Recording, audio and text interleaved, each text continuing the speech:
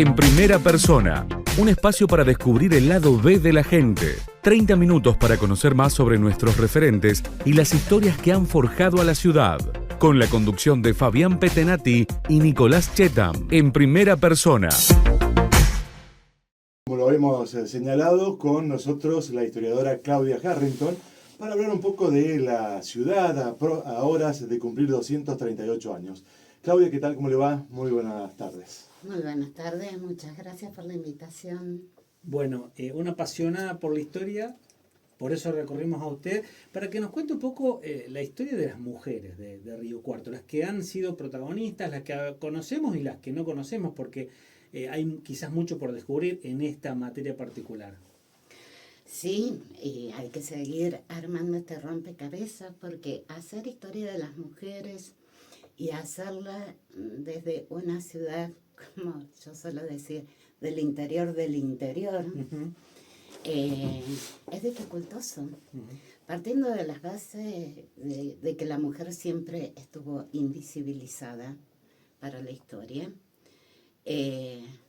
no hubo una voz concreta hasta hace muy poco tiempo, donde las historiadoras comenzamos dentro de la academia a reclamar nuestro lugar, no solo nuestro lugar profesional, sino este sujeto histórico que veíamos y que, como ocurre en el mundo, también en Río Cuarto, constituye poco más de la mitad de la población. Sí.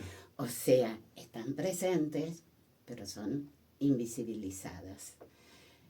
Y construir esta historia también se dificulta porque esa invisibilización se traslada a las fuentes. Conseguir fuentes sobre la historia de las mujeres es bastante dificultoso. En mi experiencia, tuve que recurrir a otras instancias como para ir señalando esta historia de las mujeres. Mucho me aportó los estudios de género para dar otra mirada, pero también para comenzar a utilizar otras metodologías que pudieran acercarme a ese saber desde otros lugares, aún con la escasez de fuentes que tenemos. Y bueno, en esta experiencia me he dedicado a historiar las vidas de determinadas mujeres, porque a su vez creo que tenemos que comenzar desde esos indicios pequeños para comenzar también a ver lo estructural, a ver qué es lo que estaba ocurriendo. La perspectiva de género me permitió eso, tener en cuenta el contexto, comenzar a visibilizar a esas mujeres desde una determinada posición, desde un determinado lugar, que tiene que ver con la clase social a la que pertenecen, que tienen que ver con sus experiencias de formación, sus experiencias de vida. Y bueno, así fui como tanteando distintas experiencias. Y en ese 11 de noviembre, bueno, esa fecha, digamos, de 1786, cuando se funda la ciudad, ¿había alguna mujer? ¿Se ha podido reconstruir? Yo me dedico más al siglo XX, Uh-huh. sí, pero hay otras historiadoras que han hecho los estudios.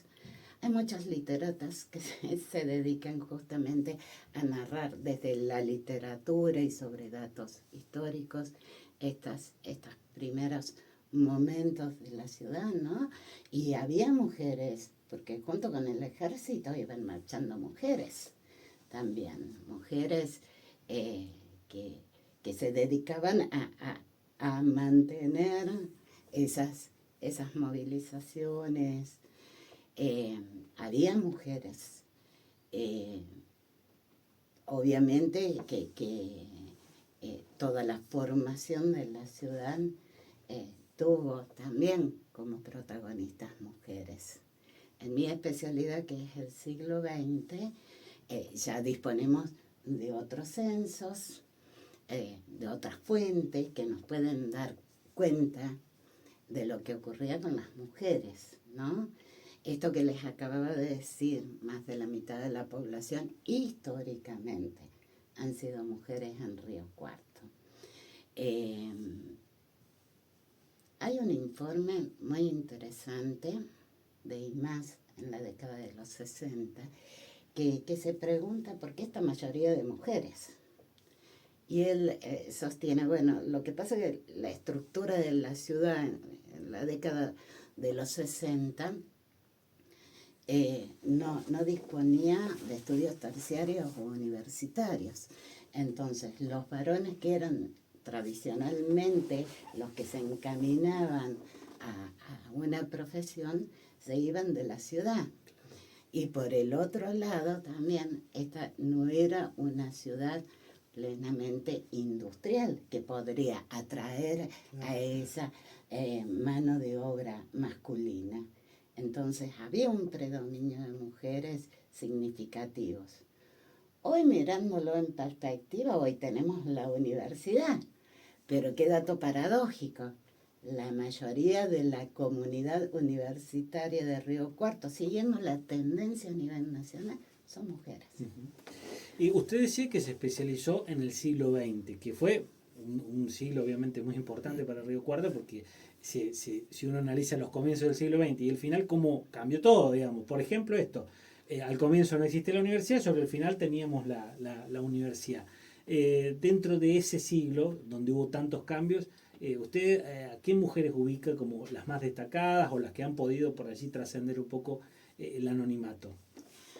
Bien, a ver, una de mis primeras experiencias al estar haciendo historia de las mujeres, muy cercana a las biografías, porque hay que construir biografías también, está la experiencia de Adriana Roldán de Andreu. No sé si ustedes tienen conocimiento de ella.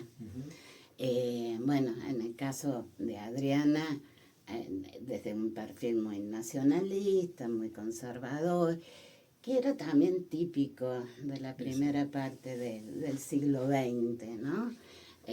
Recordemos Mujeres de Río Cuarto, la viuda de Olmos, Claro. ¿sí? Hortensia Gardey de Cowell, venían de un sector social con mucho peso. Bueno, en el caso de Adriana, yo me acerco a ella y me gustaría contar la experiencia porque es muy anecdótica de cómo es el trabajo del historiador, ¿no? Encontrando un álbum de fotografías en la Junta Municipal de Historia, buscando materiales para mis alumnos para los seminarios, ¿no? Me encuentro con ese álbum de fotografías, eran fotografías, algunas notas periodísticas, y comencé a ver cierta repetición dentro de esas fotografías. Y no tenía mucho más antecedente que ella, más allá de algunas charlas con un colega muy querido para mí, Eduardo Escudero, que había encontrado a Adriana desde su faz tradicionalista, dedicada a la peña, a Chala y demás. Entonces, las únicas fuentes que tenían eran esas fotografías. Bueno, ¿cómo poder abordarlas, no? Y ahí, desde los estudios de género, pude trabajar con una metodología que se llama de las performances, ¿sí? Dentro de la repetición, ver la diferencia, y allí fui reconstruyendo la vida de Adriana y su particular relación con el orden social, con una idea de orden social conservador, su relación con factores del poder en esos momentos, las Fuerzas Armadas, las fuerzas policiales, y desde esa asociación pro patria que estaba formada en aquel momento, ¿no? Y su impacto, es decir, en un ritual que se había instalado de condecorar a los soldados que se destacaban dentro de lo que era el servicio militar obligatorio en aquel momento, cómo se iba construyendo ciudadanía, ¿no? Y cómo esta mujer, en un medio plenamente masculinizado, oficiaba, digo yo en un artículo, como una especie de sacerdotisa, ¿no? sacerdotisa que representaba a la madre patria a través del reconocimiento de esos soldados y sobre todo de esos soldados para el ingreso efectivo a la ciudadanía. ¿No? Otra experiencia interesante que tuve fue con Clara Toniuti de Casas, ¿sí? También, que fue la primera mujer en llegar a la intendencia, no por el voto directo, pero por esa circunstancia de la vida. A ver, ella forma parte de las listas de elecciones Claro. cuando se postula el doctor Martorelli, allá en el año 1958. Es de las mujeres que están para el Consejo Deliberante. Es ella la que queda electa por la Unión Cívica Radical Intransigente. Para entender ese proceso también hay que entender toda la postura en relación a la mujer que asume la Unión Cívica Radical Intransigente, Frondizi, el frente, ¿no? De darle un rol fundamental a la mujer. Bueno, por elecciones llega a ser concejal y también queda la única mujer en el Consejo Deliberante y a través de los periódicos se da cuenta cómo ese mundo masculinizado en la primera sesión del Consejo Deliberante la designa presidente del Consejo Deliberante para hacerle un reconocimiento a la mujer argentina. Qué interesante esto, pero que también por debajo hay otras cuestiones, que son las luchas de poder allí adentro para armar las comisiones, que los varones ocupen esas comisiones. O sea, hay toda una lucha de poder detrás. Con lo cual ese reconocimiento va adquiriendo otro significado. Y es muy interesante cómo la trata la prensa en relación a su rol como presidente. No se le reclaman, por ejemplo, más ceniceros porque los periodistas fumaban mucho en esas sesiones siguiendo, ¿sí? Cómo esa mirada de feminización de las tareas sigue en determinados estratos. Más allá de eso, lo que a mí me impactó mucho es, por la renuncia de Martorelli, ese mismo Consejo Deliberante la designa a ella como comisionada municipal, cargo en el que está 2 meses hasta el golpe de Estado, y cómo ella tiene que afrontar esa situación de intervenciones, afrontar ese golpe militar, ¿no? En el caso de Clara Toniuti de Casas, estamos hablando de una profesional, ella era escribana, era madre, pero todas las dificultades que tuvo que enfrentar, igual que todas las mujeres en su participación política, para poder tener y cargo. Vamos a ir a una pausa, pero hablando un poco del tema que usted planteó de esta mujer que fue la primera en llegar a lo que hoy sería la figura del intendente, hubo otra mujer dentro de la historia que llegó a conducir los destinos del Ejecutivo por un tiempo más prolongado. Después de la pausa nos cuenta quién es, que es otra de las mujeres destacadas de Río Cuarto. Está con nosotros la historiadora Claudia Harrington en primera persona. Regresamos de la pausa con la historiadora Claudia Harrington y había quedado pendiente una pregunta. Otra de las mujeres que ha llegado al poder, digamos, a la intendencia en otro contexto, diríamos, con un periodo mayor. ¿De quién se trata? Sí, no mucho mayor tampoco. Hablando siempre de porque hubo otro golpe. Claro. Claro, hubo otro golpe, sí, Delia Rodríguez. Que ella llega, porque muere el intendente en esos momentos, conocido como Cebolla Muñaini, Y llega también en un periodo, en este periodo clave de la historia argentina de la segunda mitad del siglo XX, que es la de los golpes de Estado, son estos vaivenes cívicos militares que también dificultaron muy mucho la participación política de las mujeres. También ella tuvo que enfrentar esta situación de golpe de Estado y demás. Fueron las dos mujeres que llegaron al sillón de Mujica. Y si uno ve la historia nacional, en general a las mujeres se les dificulta mucho los niveles más altos del Estado, ¿sí? No tanto lo local, ¿sí?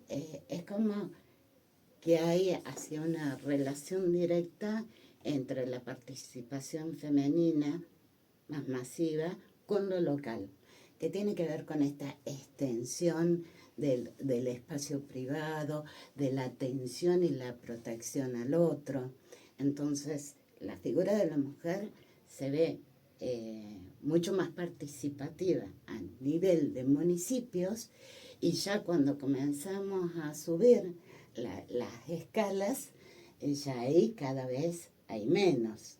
Aún hoy, con una ley de paridad, esa paridad se dificulta mucho.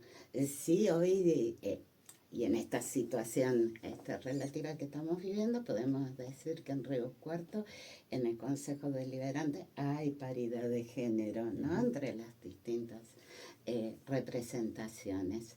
Pero siempre fue dificultoso para la mujer, porque tienen que ver también con lógicas políticas, ¿sí? Algunas cuestiones claves, cuando estaba leyendo las fuentes allá en los años 60, cómo participaba políticamente la mujer en su reciente ingreso a la política, ¿no? Y en medio de las campañas, que eran siempre muy acotadas por los golpes militares, las visitas domiciliarias. ¿Por qué las mujeres a las visitas domiciliarias? Porque había confianza en dejar a que una mujer entrara al espacio privado, al hogar, ¿no? Entonces, las mujeres realizaban sus campañas políticas con esa estrategia. Y se recorrían la ciudad entera, se había dividido la ciudad en sectores y había grupos de mujeres que iban haciendo esas visitas partidarias. Sin embargo, después en el armado de los listados, esa participación no quedaba claramente reflejada, ¿no? Dentro del siglo XX, que es la etapa que usted más ha estudiado de la historia de la ciudad y de la participación femenina, ¿qué otra figura le gustaría rescatar? Una figura que también me impactó mucho, María Teresa Bacigalupo, de Lucero Kelly, pediatra, médica. Sí, ella tuvo que afrontar, estudiar una carrera profesional como la medicina, cuando el ingreso a esa carrera para las mujeres estaba muy restringido. Y no solo eso, sino ella decía en una entrevista que su madre no estaba de acuerdo que siguiera esa carrera, pero sí contaba con el apoyo de su padre, casándose muy joven antes de recibirse, que los mismos profesores la mandaban a lavar los pañales y que tenía que estar haciendo ella en una carrera de este tipo. Ella se especializó en pediatría, y dentro de la pediatría en todo lo que era psiquiatría infantil, con lo cual a mí me resulta un dato muy significativo, ¿no? Porque no solo eran mujeres participando, sino que me está apareciendo un nuevo sujeto histórico que son los niños. El interés por los niños, el interés por la salud de los niños. Y en una década, es decir, entre los 50 y los 60, donde aparecen, hay una serie de epidemias, entre ellas la poliomielitis, que fue una situación muy seria a nivel de salud, a nivel nacional, pero también en nuestra ciudad. Y cómo María Teresa, desde el hospital regional también, participó y formó parte de la coordinación de aquellos grupos que salieron a la calle a vacunar a los niños. Ella cuenta su experiencia de todos los domingos salir en nuestros autos a recorrer la ciudad para vacunar a los niños. En aquella época yo era una niña y me acuerdo de ese proceso, ¿no? Y tengo recuerdos, bueno, de los grupos circulando, preguntando casa por casa dónde había niños para vacunar, pero también de la incertidumbre de los padres para permitir esa vacunación, donde las vacunas recién aparecían, ¿no? Había mucha incertidumbre en aquel momento. Entonces, es toda una gesta a nivel salud, a nivel social, que creo que vale la pena rescatarla y que tiene que ver también con las instituciones, porque María Teresa fue una de las fundadoras de 2 colegios claves de Río Cuarto. Su interés por la psiquiatría infantil la llevó a realizar, junto con José Luis Dimas, este sociólogo que estudia la ciudad de Río Cuarto, la estructura social de Río Cuarto en los años 60, realizan el primer censo entre niños de la ciudad, teniendo en cuenta el nivel educativo y teniendo en cuenta los índices de ausentismo. Y bueno, allí comienzan a percibir sobre todo estos niños con determinadas discapacidades o con determinados problemas sociales, tales como el abuso infantil, la falta de atención, la falta de alimentación. Y fundan 2 instituciones claves, que son la Escuela Cecilia Grierson y la Escuela Luciérnagas. Que tan útiles fueron y son, digamos. Que no solo útiles, esenciales Sí, sí. en la sociedad cuando uno piensa en las políticas de inclusión, ¿no? Hoy hay otras dinámicas Sí. que se han implementado, pero que son instituciones claves para nuestra ciudad. Entonces son mujeres que han participado activamente. Y no hay en la un reconocimiento construcción hacia de la la mujer en la ciudad. sociedad, digamos, porque el nombre de calle, un ejemplo que suele ser un reconocimiento a una personalidad o a alguien destacado de la ciudad, y vemos pocas calles que lleven el nombre de mujeres.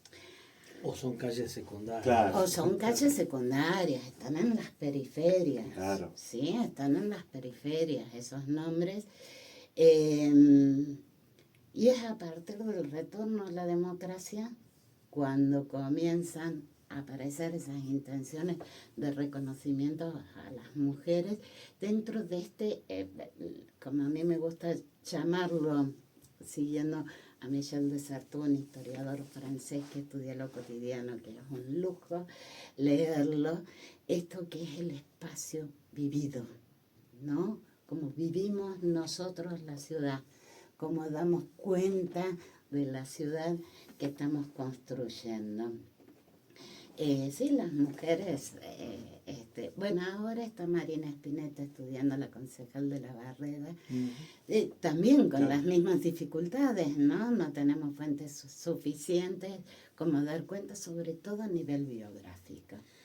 Claudia, te hago una pregunta que es la última y un poquito a lo mejor complicada de responder. No te quiero comprometer porque le quiero pedir a una historiadora que nos hable del presente, de las mujeres del presente. ¿Cómo ves hoy, teniendo en cuenta el pasado y las dificultades del pasado, cómo ves hoy a las mujeres que han llegado, no a la intendencia, pero sí, por ejemplo, al rectorado de la universidad, a la presidencia del Consejo Deliberante, a dirigir el Hospital Central, el Hospital San Antonio de Padua? Bien, ¿cómo veo hoy la situación? Digamos que si hablamos en términos de igualdad de género, dirían los informes internacionales que nos faltan 135 años para lograr esa igualdad de género. O sea, todavía estamos en esta lucha de lograr los reconocimientos, de lograr espacios. La sociedad sigue fragmentada y la sociedad sigue manteniendo segmentaciones de género, con lo cual las asimetrías de poder siguen estando presentes, ¿sí? Quizás haya algunos gestos de lo políticamente correcto, pero todavía nos falta mucho aprender, ir al fondo, digamos. Ir mucho al fondo, ir mucho a la práctica. Yo en los últimos años de mi trabajo en la universidad y justamente a partir de mis estudios de género, dije, bueno, no me quiero ir sin dejar algo concreto de todo este conocimiento que fui construyendo, ¿no? Y bueno, logré la formación del área de género dentro de la universidad contra las violencias de género, porque la universidad, es decir, se la piensa muy racional, pero también ocurren violencias de género. Dije, bueno, hace falta un protocolo siguiendo las líneas nacionales que lo venían proponiendo otras universidades, creamos el protocolo.